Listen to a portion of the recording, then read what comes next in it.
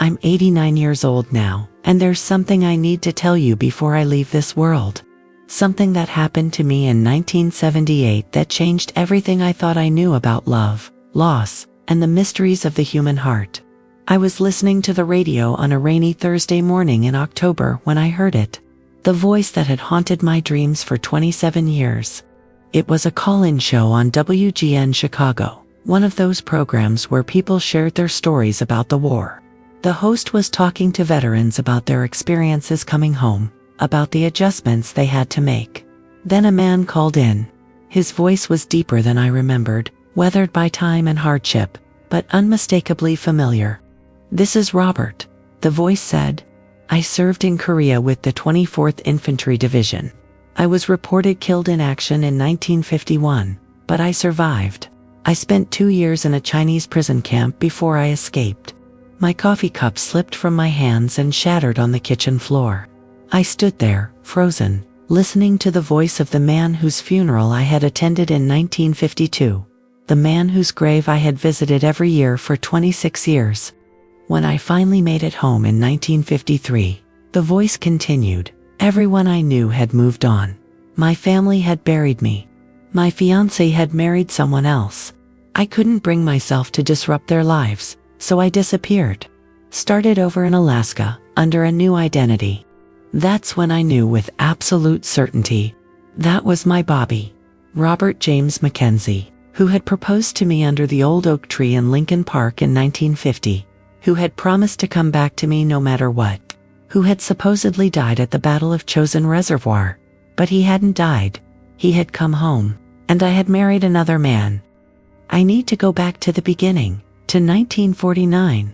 When I was 18 years old and working as a nurse's aide at Chicago General Hospital. When I met the young man who would define every relationship for the rest of my life. Robert Mackenzie was 22, fresh out of trade school, working as an electrician for the city. He came to the hospital to fix some wiring in the emergency room, and I was assigned to make sure he didn't disturb the patients.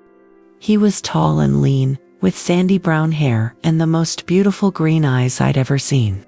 But what struck me most was his gentleness. He worked quietly, carefully, always conscious of the sick people around him. "Excuse me, miss," he said during his lunch break. "Is there somewhere I can wash up? I don't want to track dirt through your clean hospital." Most of the workmen who came through barely acknowledged us nurses, but Bobby treated everyone with respect, from the head surgeon to the janitor. I showed him to the staff washroom, and we started talking. He told me about his job, about how he was saving money to buy a little house on the south side. I told him about my nursing studies, about my dream of becoming a registered nurse. "That's wonderful," he said, and he meant it. "The world needs more people like you, people who want to help others." Before he left that day, he asked if he could take me to dinner. I said yes, without hesitation. We courted for 18 months. 18 perfect months of movies at the Oriental Theater, picnics at Oak Street Beach, and long walks through the neighborhoods of Chicago. Bobby was everything I wanted in a man. He was kind, hardworking, and had big dreams. He wanted to start his own electrical contracting business, maybe have a family, live a good, honest life. "I want to build something, Margaret," he told me one evening as we walked along Lake Michigan, "not just for me, but for us, for our future." I loved the way he included me in his plans, the way he assumed we would have a future together. I loved his work ethic, his integrity, his gentle way of treating everyone he met. Most of all, I loved the way he looked at me, like I was the most precious thing in the world. On Christmas Eve 1950, he took me to Lincoln Park. It was snowing, and the whole city looked like a wonderland. We walked to our favorite spot under the old oak tree, and he dropped to one knee. "Margaret Rose Sullivan," he said, pulling out a small velvet box. "Will you marry me? Will you build a life with me?" The ring was simple but beautiful, a small diamond solitaire that probably cost him 2 months' salary. I said yes. Of course I said yes. We were going to be married in June 1951. Then Harry Truman sent American troops to Korea, and everything changed. Bobby got his draft notice in January 1951. We were in the middle of planning our wedding, looking at apartments, dreaming about our future. Suddenly, that future was in jeopardy. "I have to go, Maggie," he said, holding the letter with shaking hands. "It's my duty." I wanted to argue, to tell him that his duty was to me, to our future together. But I knew Bobby. He would never shirk his responsibilities, no matter how much it cost him. "Then I'll wait," I said. "I'll wait as long as it takes." "What if I don't come back?" he asked. "What if something happens to me over there?" "You will come back," I said firmly. "You'll come back because you promised me. Because we're going to have a life together." We decided to get married before he left. On February 14th, 1951, we had a small ceremony at St. Mary's Church. I wore my mother's wedding dress, and Bobby wore his best suit. We had 1 week together as husband and wife before he shipped out to Fort Benning for basic training. Bobby left for Korea in June 1951. For the first 6 months, I received letters regularly. Beautiful, hopeful letters that I treasured like gold. "My darling Maggie," one letter began, "Korea is nothing like they told us it would be. The heat is unbearable, and the enemy is everywhere. But when I think about you, about our little apartment on Ashland Avenue, about the children we're going to have, I find the strength to keep going." I wrote back every day, telling him about my work at the hospital, about the money I was saving for our future, about how much I missed him. "I'm working double shifts," I wrote. "By the time you come home, we'll have enough saved for a down payment on a house. Maybe that little place on the south side you always talked about." His letters were full of plans, dreams, promises. He was going to expand his electrical business when he got home. We were going to have 3 children. We were going to grow old together. Then, in November 1951, the letters stopped. I waited 3 weeks before I started to panic. The mail from Korea was notoriously slow, and I knew Bobby's unit was in heavy combat. But 3 weeks became 4, then 5. On December 15th, 1951, the telegram arrived. "Western Union." My hands shook as I opened it. "We regret to inform you that your husband, Private Robert J. McKenzie, has been killed in action in Korea. Stop, body not recovered. Stop, deepest sympathies. Stop." I read it 3 times before the words sank in. Bobby was dead. The man I had married, the man I loved more than life itself, was gone. I collapsed on the floor of our little apartment and cried until I had no tears left. My mother found me there hours later, still clutching the telegram. "He's gone, Mama," I whispered. "Bobby's gone." The funeral was held at St. Mary's, the same church where we had been married 11 months earlier. There was no body to bury, just an empty casket and a folded flag. I sat in the front pew, wearing the black dress my mother had bought for me, and listened to the priest talk about sacrifice and duty and eternal rest. All I could think about was Bobby, somewhere in the frozen wasteland of Korea, alone and far from home. Everyone expected me to mourn for an appropriate amount of time and then move on. I was 19 years old, they said. I was young and pretty and smart. I could find another husband, have children, rebuild my life. But I couldn't imagine loving anyone else. Bobby had been my first love, my only love. The thought of another man's hands on me, another man's ring on my finger, made me physically ill. I threw myself into my work at the hospital. I finished my nursing training, got my RN license, and started working in the cardiac unit. I worked long hours, double shifts, anything to keep my mind off the emptiness inside. My mother worried about me. My friends tried to set me up with nice young men. But I couldn't bring myself to care about anyone else. "You can't mourn forever, Margaret," my mother said one day. "Bobby would want you to be happy." "Bobby would want me to wait for him," I replied. "And that's what I'm doing." Even though I knew he was never coming home. After 3 years of devoted widowhood, I met James Patterson. He was a doctor at the hospital, a gentleman who had lost his first wife to tuberculosis. He understood grief, understood loss. He courted me patiently, never pushing, never demanding more than I could give.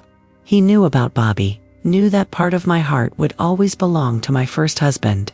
"I'm not asking you to forget him," James said when he proposed in 1955. "I'm asking you to build a new life with me, to find happiness again." I married James in a small ceremony at City Hall. I wore a simple blue dress, not white. I could never wear white again. James was a good man, a kind man, and I grew to love him in my own way. We had 2 children, Patricia in 1957 and Michael in 1959. James adopted them both, gave them his name, raised them as his own. He was a wonderful father, patient and loving. But even as I built a life with James, even as I raised our children and managed our household, part of me was still waiting for Bobby to come home. I never told James about the dreams. Dreams where Bobby came home, where he walked through our front door and swept me into his arms. Dreams where he told me it had all been a mistake, that he had never really died. I never told him about the letters I still kept in a box in the attic. Bobby's letters from Korea, the ones I read when James was working late at the hospital. I never told him about the anniversary. Every December 15th, I would find an excuse to be alone. I would drive to the cemetery where Bobby's empty grave was, and I would sit there for hours, telling him about the life I had built without him. "I'm sorry, Bobby," I would whisper. "I'm sorry I couldn't wait forever.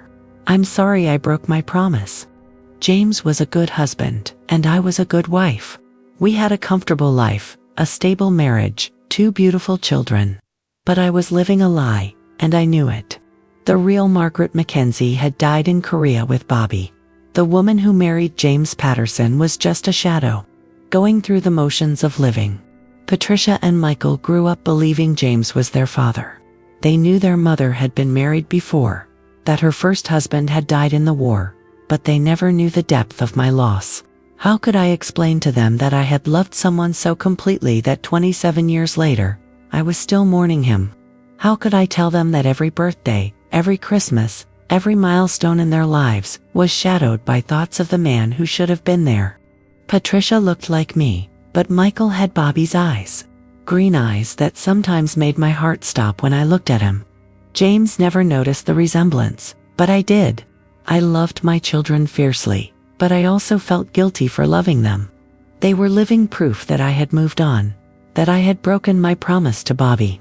"Tell us about Daddy's father," Patricia asked one day when she was 12. "Tell us about the war hero." I couldn't do it. I couldn't reduce Bobby to a story, to a sanitized version of heroism and sacrifice. He was too real, too precious, too much a part of my soul. "He was a good man," I said simply. "He would have loved you very much." James and I stayed together for 22 years. He was a devoted husband and father, and I tried to be a good wife.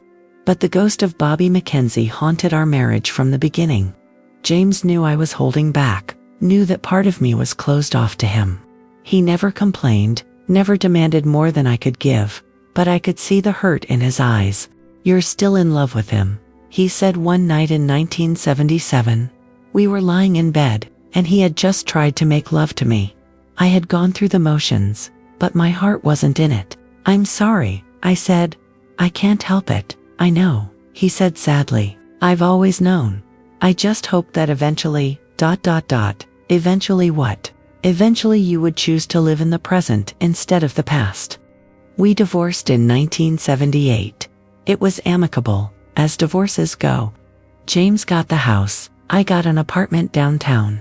The children were grown by then, old enough to understand that sometimes people just couldn't make it work. "I don't blame you," James said as we signed the papers. "You gave me 22 good years. I just wish I could have given you peace." I was living alone in my apartment on North Michigan Avenue when I heard Bobby's voice on the radio. It was October 1978, and I was having my morning coffee, half listening to a talk show about Korean War veterans. The host was interviewing men who had been prisoners of war, men who had survived the Chinese camps and somehow made it home. I was about to change the station when a man called in. "This is Robert," the voice said. "I was with the 24th Infantry Division. I was reported killed in action in 1951, but I survived." I dropped my coffee cup and it shattered on the floor. That voice, deep, weathered, older than I remembered, but unmistakably Bobby's voice. "I spent 2 years in a Chinese prison camp," the voice continued. "When I finally escaped and made it home in 1953, everyone I knew had moved on. My family had buried me. My fiancé had married someone else. My heart stopped.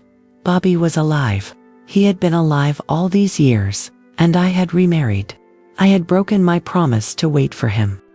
I couldn't bring myself to disrupt their lives," the voice said. "So I disappeared. Started over in Alaska under a new identity. I became someone else." The interview continued for another 20 minutes. Bobby talked about the prison camp, about the torture, about watching his friends die one by one. He talked about the guilt of surviving when others didn't. "Do you ever think about trying to find her?" the host asked. "The woman you left behind."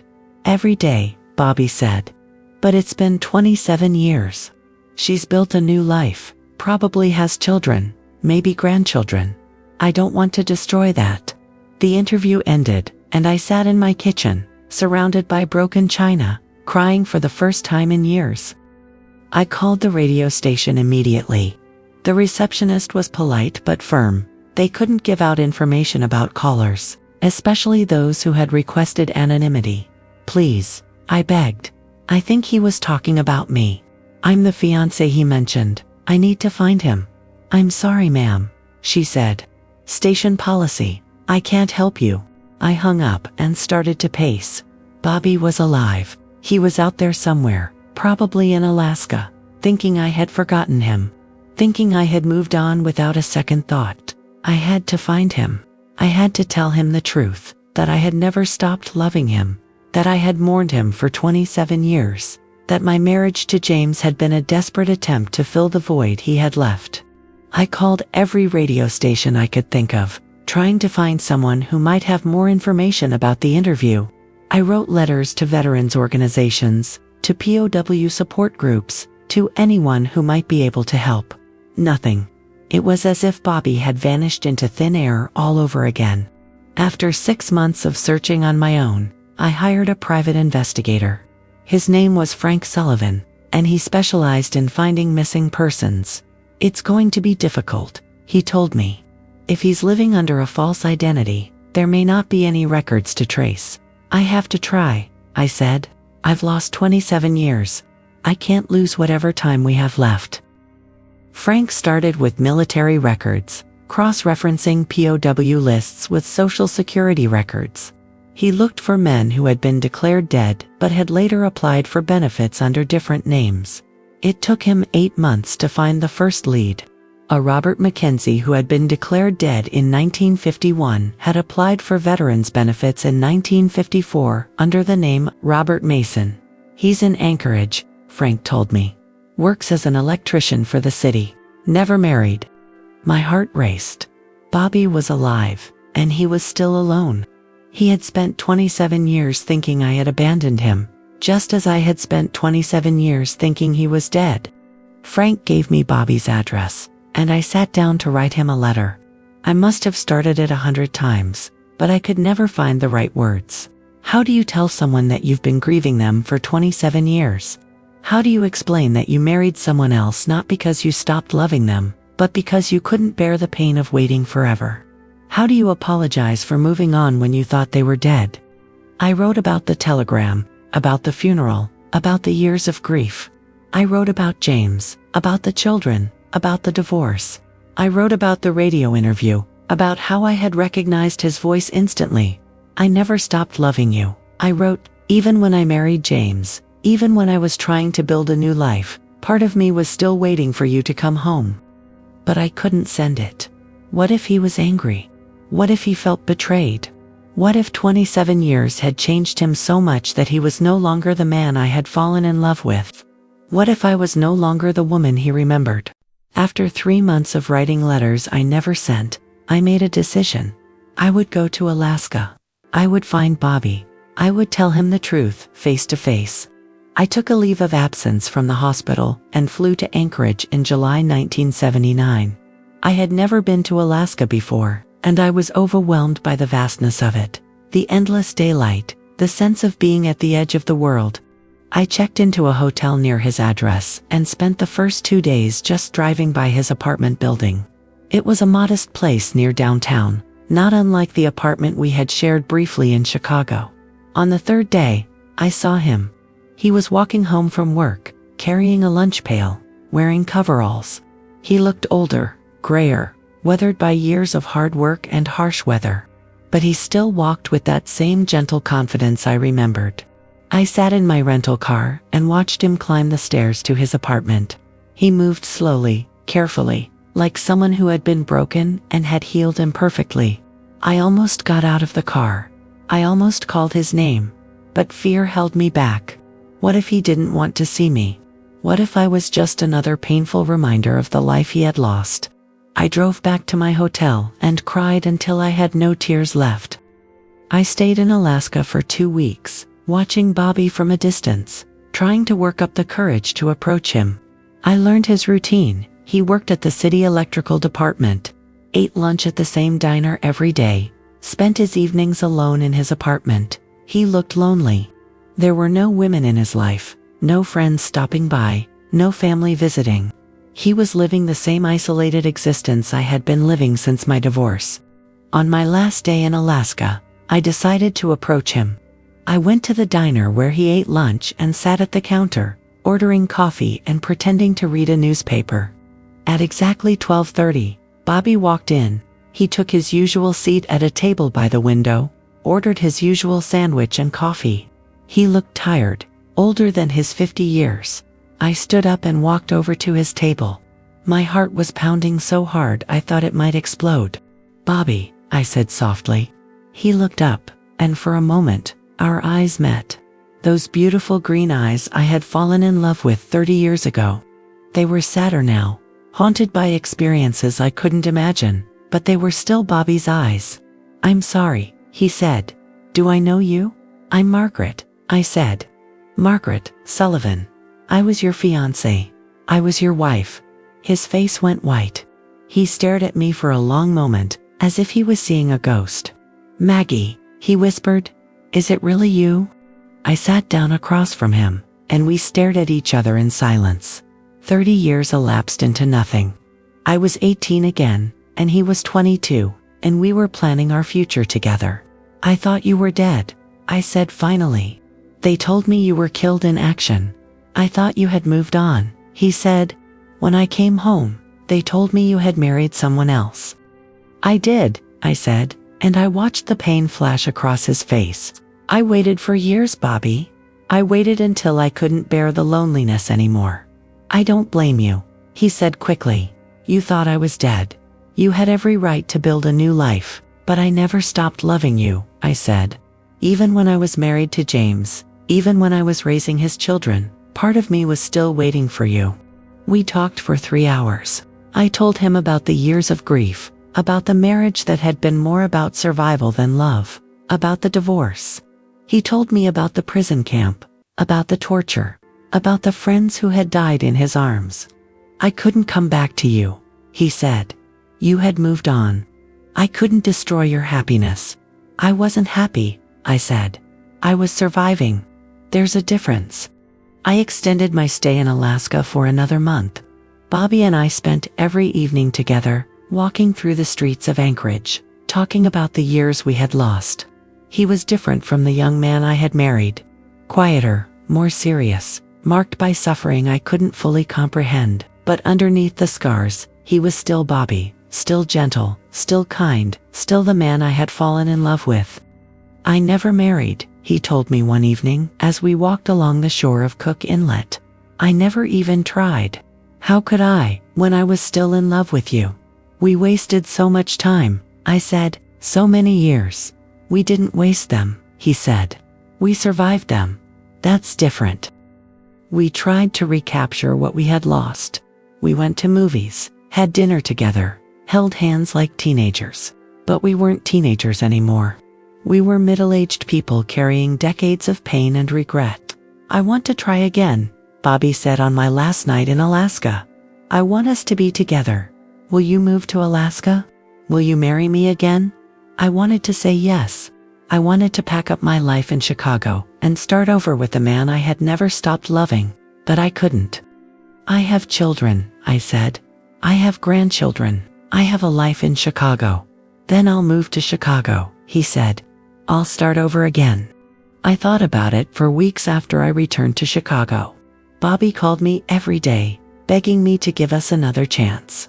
He was willing to leave Alaska, to start over again, to build a life with me. But I couldn't do it.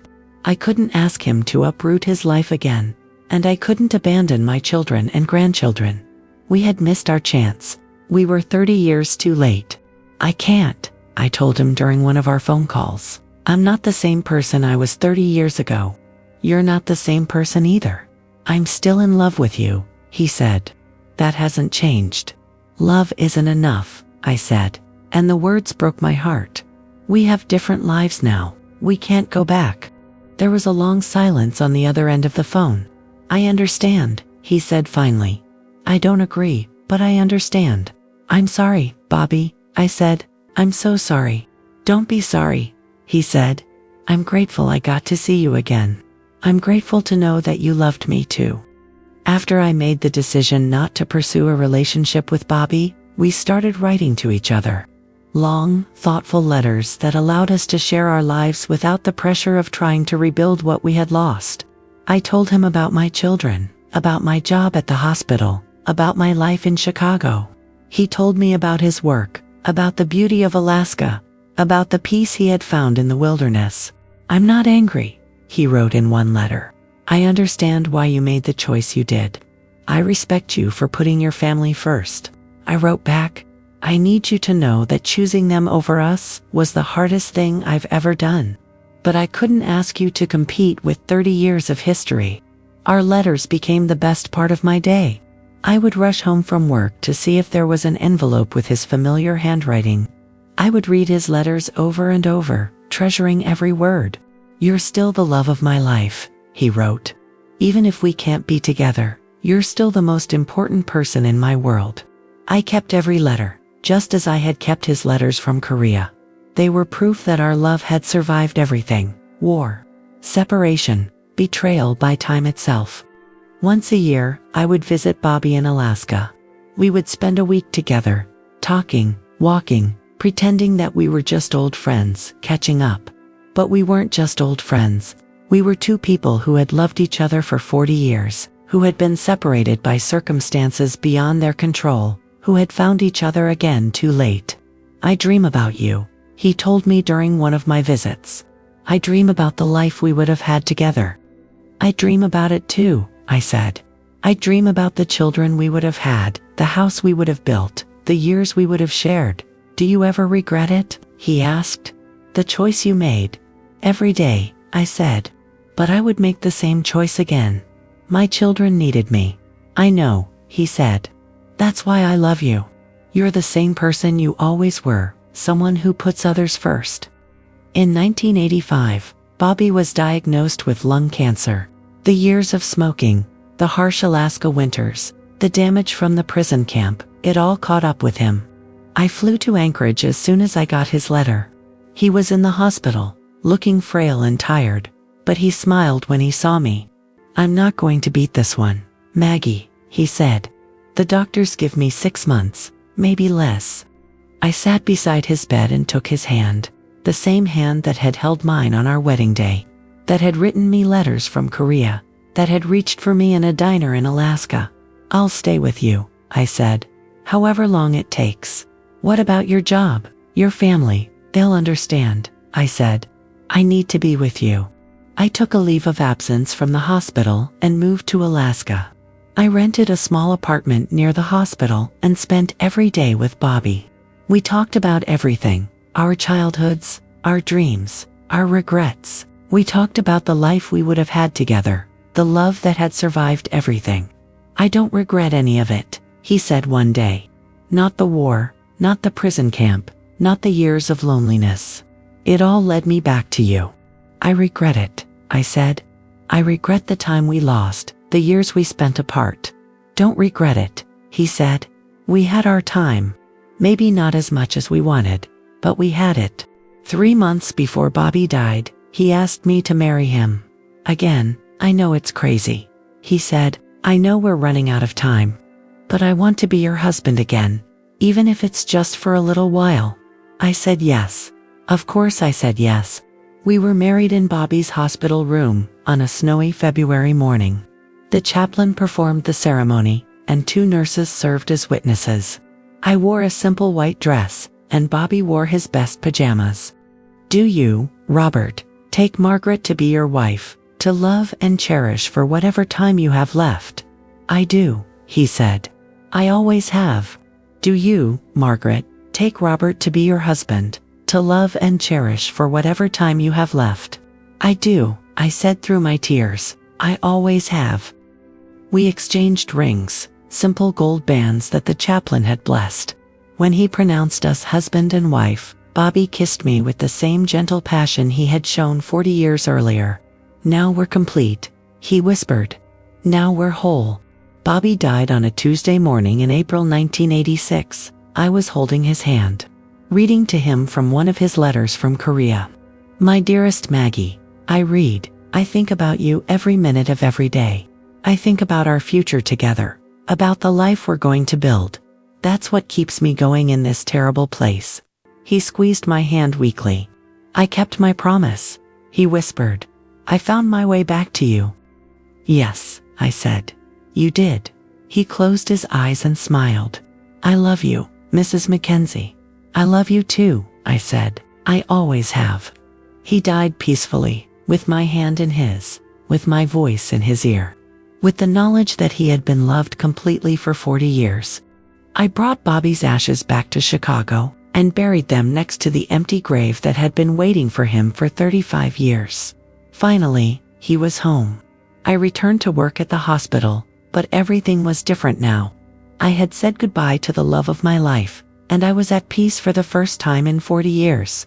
My children were surprised by my calmness.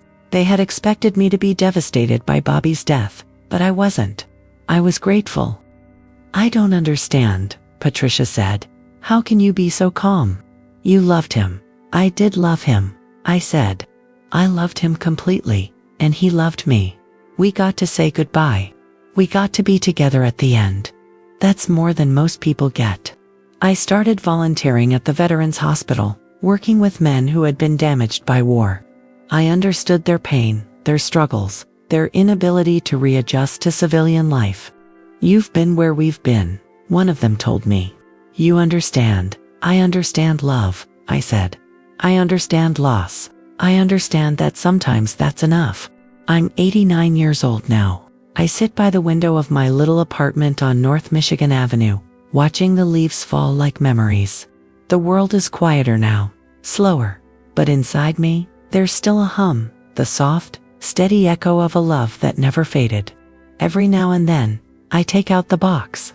Inside are 2 sets of letters, one tied with a red ribbon, the others with a gold one. Bobby's words from the war, and from after. His handwriting changed with age, but the way he loved me never did. My dearest Maggie. That's how nearly every letter began. That's still how I hear his voice when I close my eyes. I never remarried. I never needed to, because I was his wife, in my heart, in spirit, in vows renewed, just before goodbye. My children know now, about Bobby, about what he meant, still means to me. Patricia once asked me if I ever regretted the choices I made. No, I told her. Because love isn't just who you live with, it's who you carry, and I've carried your father, both of your fathers, with me every step of the way. She cried that day, not out of sadness, but something closer to awe, because she realized that her mother hadn't just survived history, she had lived a love story that defied it. There's an old oak tree in Lincoln Park, the one where Bobby proposed to me all those years ago, in a snow-covered December world. I visit it every year. Sometimes I sit on the bench nearby and watch the young couples pass by, holding hands, laughing, making plans they think will last forever. I smile for them. I smile for the girl I used to be. I smile for the boy who waited for me through war, through silence, through time itself. Some loves burn bright and fast. Ours burns steady, quiet, eternal. Even death couldn't take it from us, not really. Because love like that leaves echoes. And I still hear them. Every time it rains, every time a letter arrives, every time I whisper, "Good night, Bobby." And somewhere, somehow, I know he whispers back,